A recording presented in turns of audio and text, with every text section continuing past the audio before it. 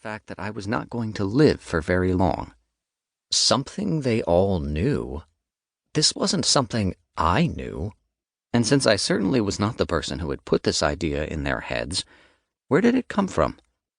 The author I knew from high school couldn't say.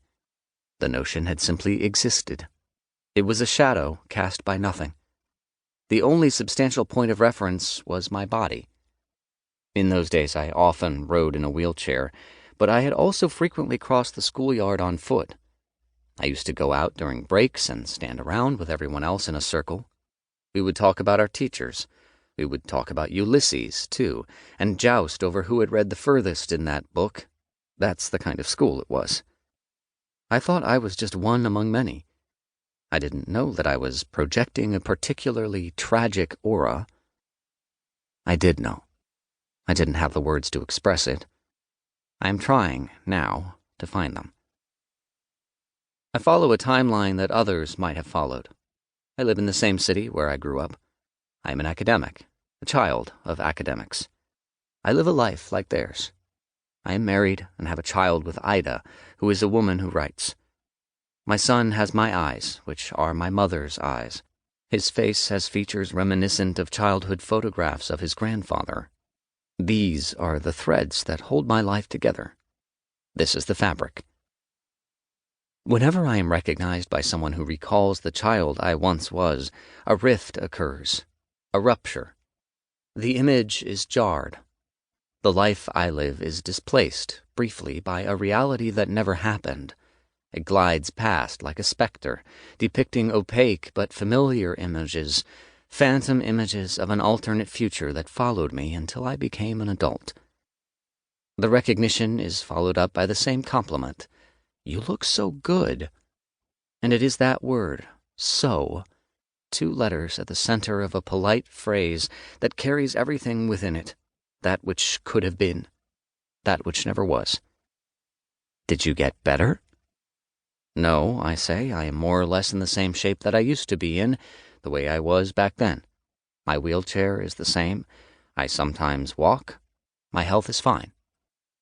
But you look like you're better. Memory plays tricks on us, never more so than when it teams up with our expectations. The past is not what happened then. It is what we are speaking about now. Shouldn't you be dead? I have surpassed expectations. I've come out on top, allied with nothing other than my own body, which has lived its life on its own premises. My body does not know which diagnoses it has been given, what kind of prognoses it has received, and this is good. Never tell me the odds, as Han Solo once said. This is me as an adult. This is me as a father. This is my son. He has my eyes, but not my diagnosis. He is also, in more than one way, a result of everything that never happened. Into the unknown. We do not know where we are headed. We sail in a leaking vessel, aware we are dying animals. We dream of Byzantium, bailing with all our strength. We sail together. We are Argonauts, cosmonauts, adventurers, explorers. We are on a journey. Toward the end of high school and at the start of my 20s, I lived through films. I went to the cinema on Droningens Gate, summers as well as winters. Once a month, on a Sunday evening, the movie was a surprise.